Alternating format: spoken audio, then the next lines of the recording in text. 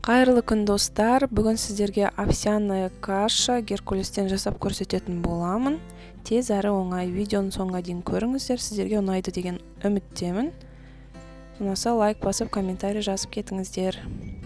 Бізге бір кружка овсянка қажет. Менде 200 мг кружка. Қайнап тұрған ыстық судан құямыз 1,5 кружка.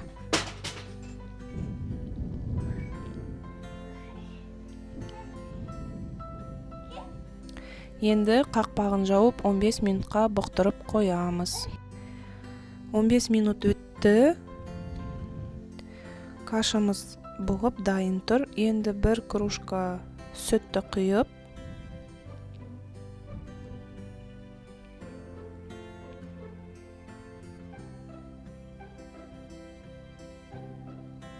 аздаған отта пісіреміз. Араластырып тұру қажет, түбі жабысып қалмас үшін.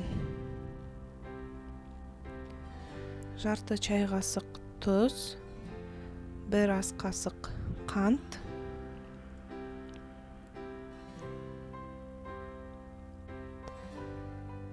тәтті болғанын қаласаңыз, тағы 1 қасық қоссаңыз да болады, немесе мүлде қоспасаңыз да болады. Араластырып тұрамыз, 5 минуттай қайнатамыз.